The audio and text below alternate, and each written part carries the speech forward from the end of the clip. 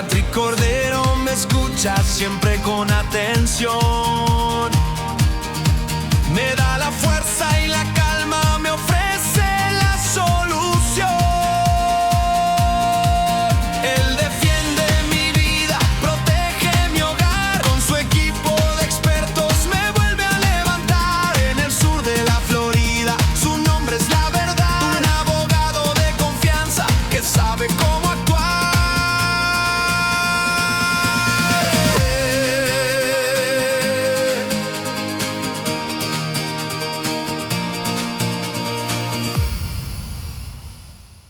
Hola, muy buenas tardes. Soy el abogado Steven Cordero. Hablando un poco, las últimas 2 o 3 semanas en este programa he hablado un poco sobre mortgages, las variaciones, los diferentes tipos de mortgages, primero, segundo, HELOCs. Pero además un comentario que escuché de uno de las paralegales arriba, que han fileado, están viendo más casos con foreclosures presentándose para hacer una bancarrota, específicamente un capítulo 3. O sea, el problema que le está provocando la bancarrota no son tarjetas de crédito o un carro, sino es una cuenta de una hipoteca, un mortgage. En muchos de estos casos son casos repetidos, o sea, es muy normal que los saldos y los balances asociados con una hipoteca de 30 años pueden ser de 6 figuras, $100,000, $200,000. Y por varias razones. Puede ser que el problema vino con gastos que no fueron anticipados, que es lo que vimos los últimos 2 años durante el tiempo de inflación. O una cuestión de salud que te dejó sin la capacidad de hacer los pagos. Igual, de todas formas, en base a ese comentario me puse a buscar en sistemas de gobierno y de databases. Luego de la crisis de 2008 con los mortgages, el gobierno se organizó un poco y empezaron a contar estas cosas, estas informaciones. Y igual, algo que miramos mucho durante el tiempo de la pandemia, donde cambiaron las leyes para afectar la manera en que bancos y compañías que mantienen hipotecas cuentan o reporten, van reportando la información acerca del estado de sus cuentas. Entonces, encontré unos recursos muy, muy interesantes que tienen que ver con datos de mortgages, personas por cientos. Por ejemplo, contamos, el gobierno cuenta, por ejemplo, el porcentaje de hipotecas en los Estados Unidos que están al día, que se han atrasado 30 a 60 días, que es más o menos como se reportan en los buros de crédito, y entre 90 y 180 días. O sea, estamos hablando ahora no necesariamente de casas que están en proceso de foreclosure, sino cuentas que están atrasados, 30 días, 60 días, 90 días, 180 días, y ahí uno va mirando. Puede ser que luego de estar atrasado faltan un mes y lo recuperan fácilmente, pero igual es un número que es más o menos indicativo del estado de la economía. Y de lo que estamos viendo ahora es cierto, los datos que se reportan tienen que ver no solamente con el Estados Unidos entero, pero también uno se puede enfocar específicamente en un vecindario. Entonces yo me puse a mirar el estado de la Florida, el condado de Miami-Dade, la ciudad de Miami Beach, Kendall, y es la que más me interesa porque por primera vez desde antes de la pandemia estamos en 2%, o sea, 2% de todas las hipotecas en el estado, en el vecindario de Miami y Kendall y Miami Beach y Fort Lauderdale, o sea, Greater Miami Area, 2% con respecto a hipotecas que están atrasados o atardados 30 días a 60 días. Pero puede ser que curaron esa delincuencia rápidamente y ahí no se aparece, pero igual en los graphs también es interesante marcar el tiempo que ha pasado y cómo uno piensa típicamente de estas cuentas. Me parece a mí, si uno se enfoca más o menos en hipotecas que están atrasadas 30 a 60 días durante los últimos 2 a 3 años, se parece, tú vas a ver ahí que hay un sharp drop. Eso tiene que ver con los cambios a las leyes. O sea, cuando tocó la pandemia, el gobierno, el Congreso, prohibió que las compañías que mantienen hipotecas reportaran un atraso de 30, 60, 90 días. Y ahí tú ves que el número... Eso o también las oficinas que procesan toda esta información literalmente estaban cerradas por consecuencia de la pandemia. Pero por eso tú ves ahí cerca de la flechita un punto alto de 2.4% y de ahí empieza a bajar dramáticamente en 2020. Eso es la pandemia, the pandemic drop. Y de ahí un par de cosas pasaron. O sea, hay este otro chart que ves que introducieron un color nuevo. Este chart enseña igual la misma información, pero en colores, ¿no? El gris es algo nuevo que uno empieza a ver después de 2020. Estos números pertenecen a hipotecas que tienen alguna provisión, forbearance, algo que se programa para tratar de hacer todo lo posible de darle un poquito de alivio durante un tiempo extraordinario, algo que no se pudiera anticipar, no forbearances en particular. Eso es lo que uno ve en este chart. Y eso no existe antes de 2020 porque puede ser que existió, pero no lo estábamos contando. Lo empezamos a contar, o el gobierno, mejor dicho, lo empezó a contar acerca de la pandemia 2019, 2020, y tú ves ahí que en el segundo cuarto de 2020, o sea, más o menos la primavera de 2020, en pleno medio de la pandemia, es donde tú ves que esos números empiezan a subir, esos forbearances. En forbearances son interesantes y quizás enfocamos un poquito más en eso porque me interesa mucho saber qué está pasando, cuáles son los estados de esas cuentas, específicamente y en particular porque si uno lee los detalles de esos forbearances, casi todos lucen igual. En el sentido, mira, no te voy a cobrar regularmente por 1 año o por 2 años, pero en 2 años, o sea, en el segundo cumpleaños de este acuerdo, te voy a cobrar retroactivamente todo el dinero que no me has pagado desde ahora. Me parece que quizá la gente se pusieron más o menos responsable o aplicaron por otros beneficios y pudieron resolver ese problema, pero igual, si uno ve el trend, más o menos, o sea, la tendencia es desde la crisis de 2008, mirando con respecto ahora a hipotecas que están atrasadas 30 a 60 días. Eso bajó consistentemente en 2008, bajó bastante durante el primer term de Trump, donde todo el mundo estaba celebrando la economía, todo está muy bien. Tú ves que ahí eso es el dip que uno ve en 2017, es el cuarto de 2017 bajó bastante y después empezó a subir, llegando a un pináculo por ese tiempo, ¿no? De 2.4% en el medio de la pandemia. Después bajó bastante porque dejamos de contar. O sea, el gobierno literalmente pasó una ley que lo hizo ilegal para una compañía reportar a un buró de crédito un atraso de 30 a 60 días. Con el propósito, creo que darle un poquito de alivio y también para estar seguro que el crédito de uno que uno quizá estaba tratando de restablecer o que estaba estableciendo por primera vez no fue afectado por este tiempo por consecuencia de algo que era más o menos lo que se llama un act of God, o sea, un force majeure, algo que literalmente le quitó toda la posibilidad de recuperar. Y de ahí uno empieza a ver que empieza a subir otra vez, poquito a poco. Y por ahora ha subido consistentemente durante los últimos 2-4 años. Esto ahora es el tiempo que yo voy a asociar de 2021, 2023, el tiempo de inflación, donde los precios y el bubble en cuál estamos. Pero si uno mira ese trend, todavía estamos en ese tiempo. O sea, todavía estamos restableciendo o llegando al mismo nivel donde estábamos antes de la pandemia. Y por la primera vez en el vecindario de Miami estamos en 2%, que justamente es más o menos lo que estoy escuchando del equipo aquí, el staff, el bufete me está diciendo, mira, la semana pasada solamente hemos visto 2 o 3 foreclosures, casos donde la bancarrota específicamente está dirigido a resolver el problema de una hipoteca, un atraso de más de 30, 60 días. El proceso es más o menos normal, ¿no? Uno falta un pago, ahora trata de recuperar ese pago, pero te han cobrado un interés y ahora van a aplicar ese pago al interés y lo que sobra lo pagan al pago regular. Y si uno no sabe o no está al tanto con la manera en que están aplicando esos pagos, eso se manifiesta como atraso y otro atrasito. Y dice, pero ven acá, ¿por qué no me está bajando el saldo que tenía del principal que me aparece en ese momento? Es por esa razón. Faltaste un pago 3 meses atrás, lo hiciste 30 días o 60 días tarde y ahora ese pago lo han aplicado principalmente a cubrir los intereses y las tasas y todos los cargos, los fees, las multas que te pusieron por estar tarde por consecuencia de faltar esa fecha de vencimiento. Igual, si el pago son 1.500, así que aplicaron los 200 a interés y ahora te sigues con un saldo con respecto al pago principal, el regular, que también se tiene que curar. O sea, tienes que pagar no solamente el pago regular, sino todas las multas y todas las tasas de interés para poder mantenerlo todo igual. Y eso empieza a escalar. O sea, se escalates very, very quickly. De 1 a 2, 2 a 3, 3 a 4. Y quizás te haces al tanto, pero es una capacidad también de tener los recursos.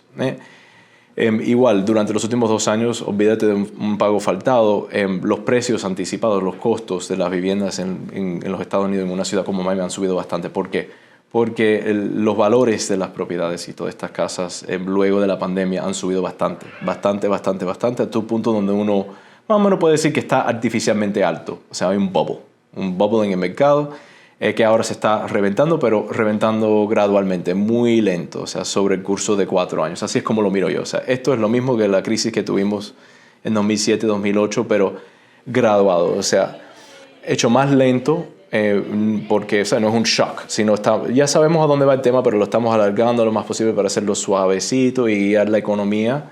Este es el debate que uno está escuchando entre Trump y la Reserva Federal de los Estados Unidos. Y gradualmente, así graduado, lentecito, para evitar otro choque, más o menos como la pandemia o la crisis de 2008.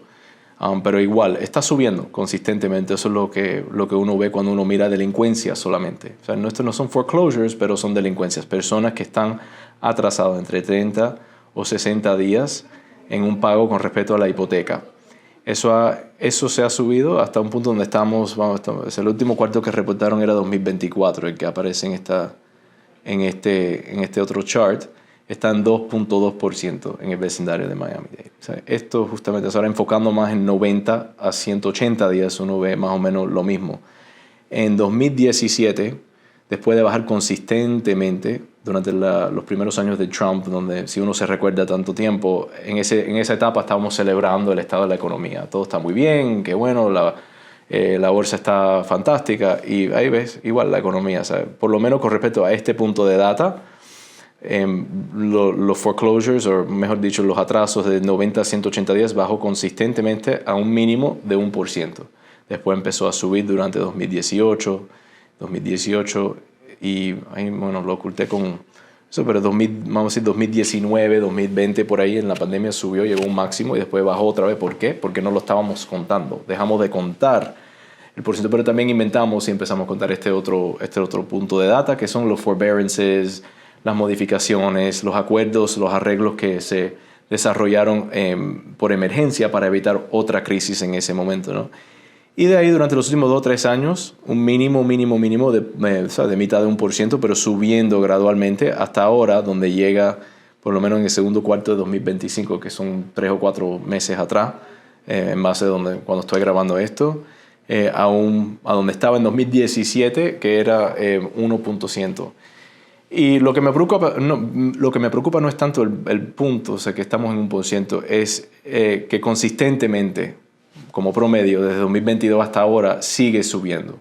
Muy lento, pero sigue subiendo. Y eso está de acuerdo con lo que estamos viendo aquí en la oficina. O sea, de 1 cada 2 semanas a 2 o 3 casos cada semana, que es un cambio suficientemente grave que uno se da cuenta, ¿no? Quise traerte esta información. Esto todo viene del gobierno, que hace un muy buen trabajo de contar estos puntos de datos. También lo hacen por condado, por estado, uno lo puede buscar en cualquier internet, pero lo quise traer al programa porque es algo que le da un punto científico a algo que estamos viviendo aquí en la oficina y que estamos viendo bastante. Gracias.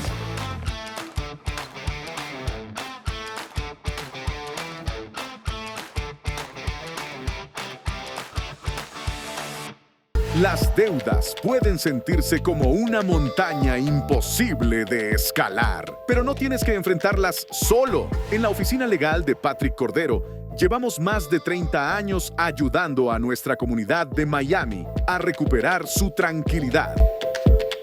Te guiamos paso a paso en el proceso de bancarrota para que te sientas confiado y en paz.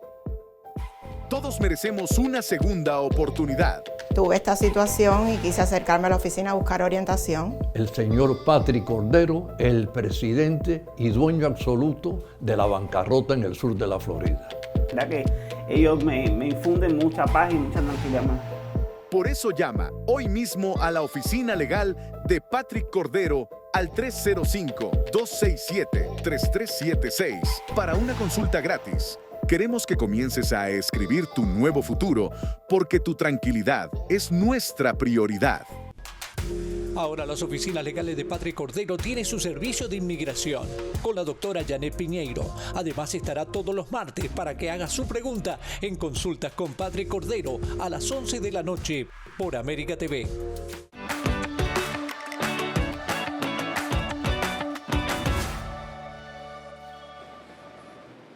Hola, buenas tardes. Soy el abogado Steven Cordero, un abogado aquí en la oficina de Patrick Cordero. Aquí nos enfocamos, como todo el mundo casi ya sabe o debería saber si está mirando el programa o lo has visto antes.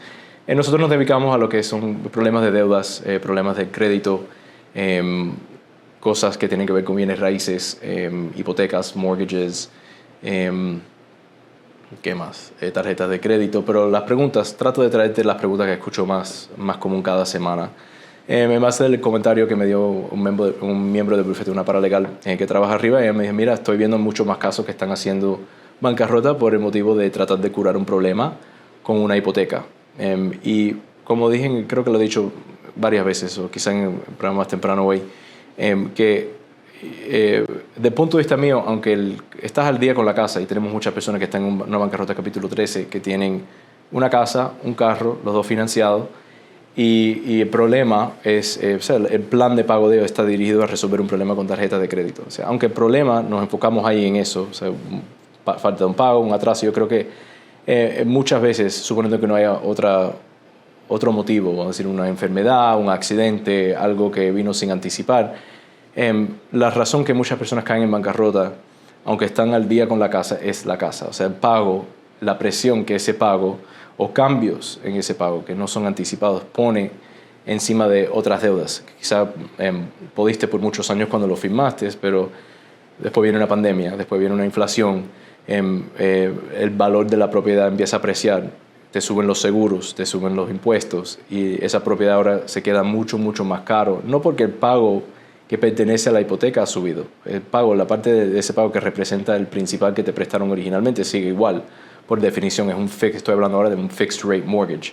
Yo lo firmé por 3%, sigue en 3%, eso nunca va a parar. O sea, ese pago es fijo. Pero encima de eso, te ponen los gastos del escrow, o sea, los gastos de la casa, de los impuestos, de los seguros que tienes que mantener obligatoriamente como condición de recibir ese dinero prestado y que es pagado a través de ese mismo pago. Eso va a fluctuar naturalmente con el mercado y es responsivo, responde a cambios en el mercado, por ejemplo, inflación, que es lo que vimos durante los últimos 2 años, y cuando el valor empieza a apreciar.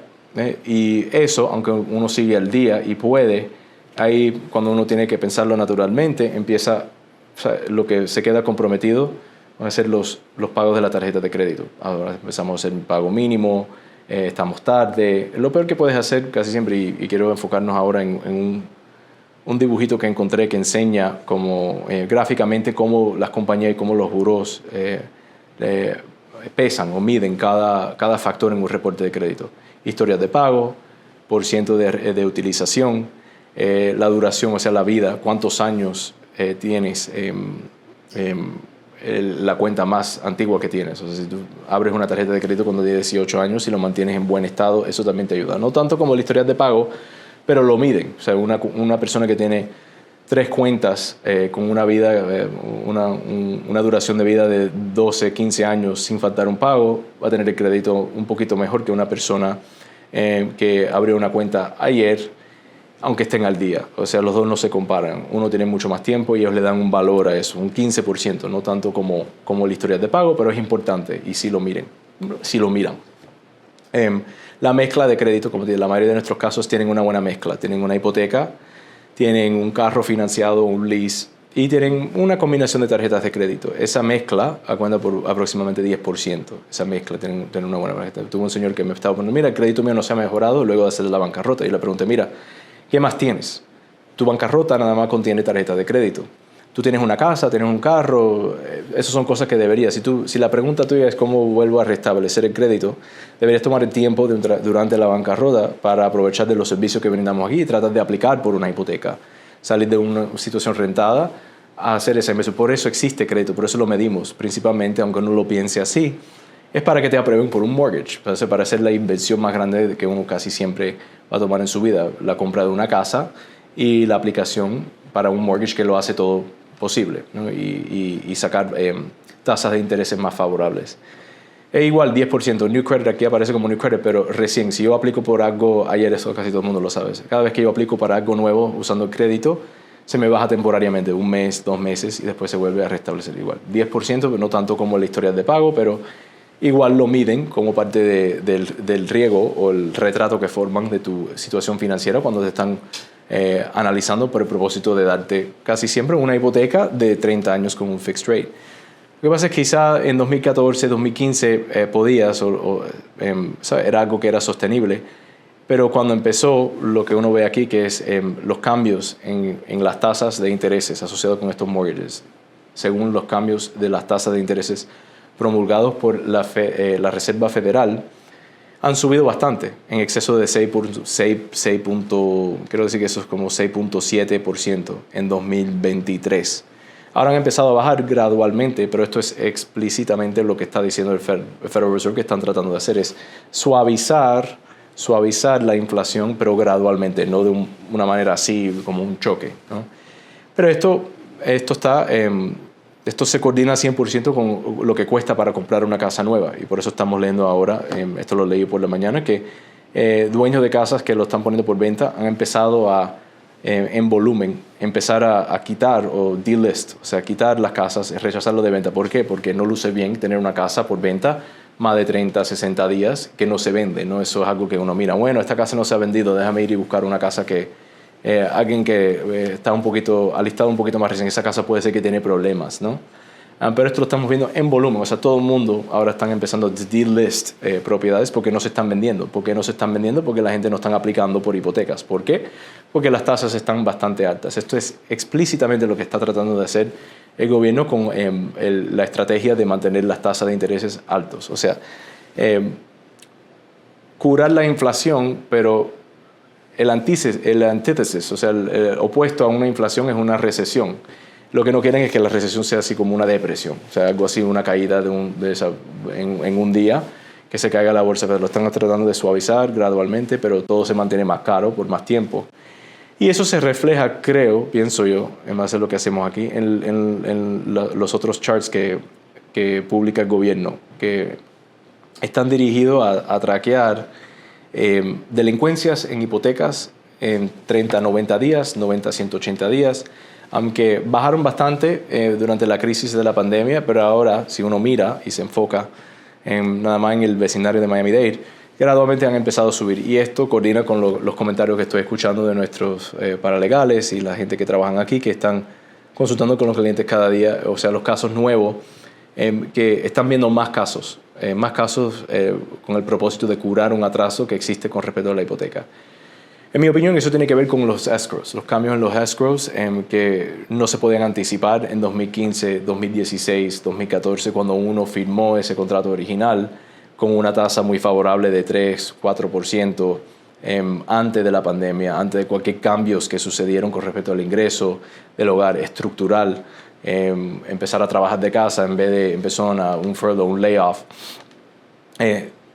Sin ni siquiera tomar en cuenta ese cambio que no se puede contar aquí. Lo único que vemos aquí son personas que se están atrasando, el número de cual sigue subiendo mes por mes y ha subido consistentemente. O sea, sube y baja, pero overall el trend es que están subiendo hasta el punto que están cerca de 2%. Por la primera vez, quiero decir, desde 2015, 2016, en base de lo que se puede ver aquí.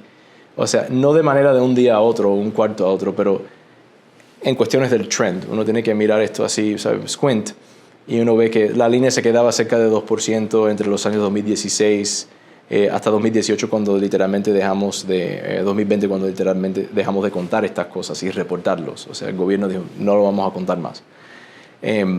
Estamos acercando al nivel donde estábamos antes de la pandemia. Y cuando uno lo mira de esta forma, es obvio que todavía estamos viviendo en el tiempo que viene, o sea, en el tiempo de recuperación luego de la pandemia. Aunque ya eso es una memoria y quizá ya lo pusiste en el pasado, todos esos tiempos horrorosos. Pero económicamente todavía estamos viviendo en lo que es el efecto, el desarrollo de las consecuencias de esa pandemia económicas, no en forma de emergencia, no en forma de cambios. O sea, literalmente la estructura de las leyes se han revertido más o menos a normal. Estamos contando las cosas como normal.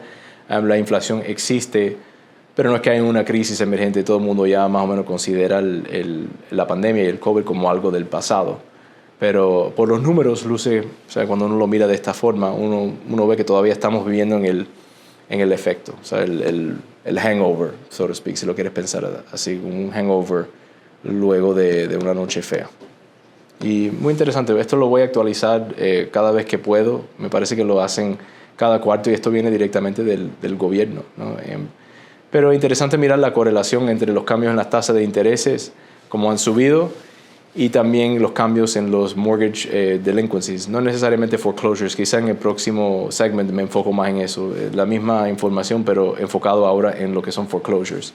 Eso no lo veo tan interesante como esto, porque un foreclosure ya es una acción pública, ya eso refleja o representa un atraso de miles y miles de dólares que ha resultado en una demanda para reposeer esa propiedad, archivada en una corte civil, por lo menos aquí en el condado de Miami-Dade.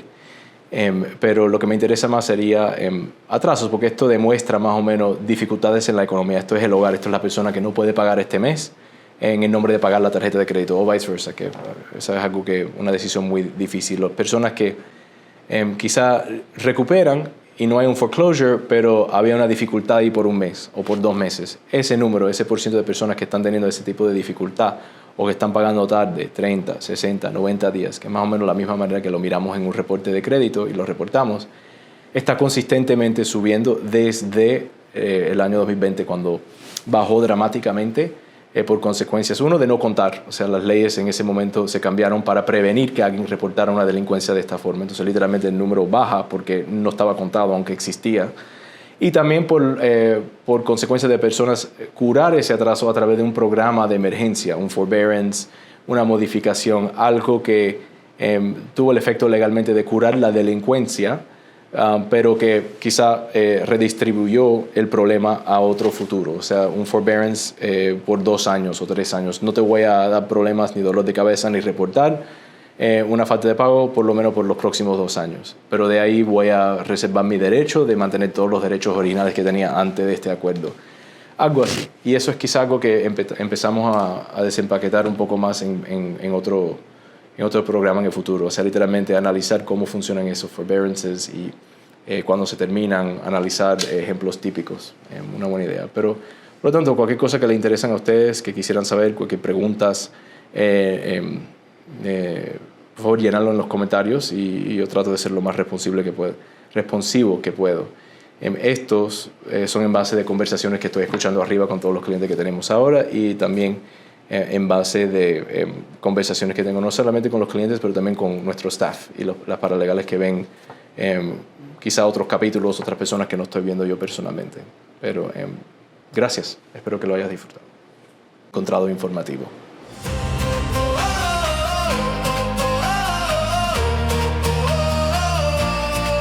Patrick Cordero me escucha siempre con atención.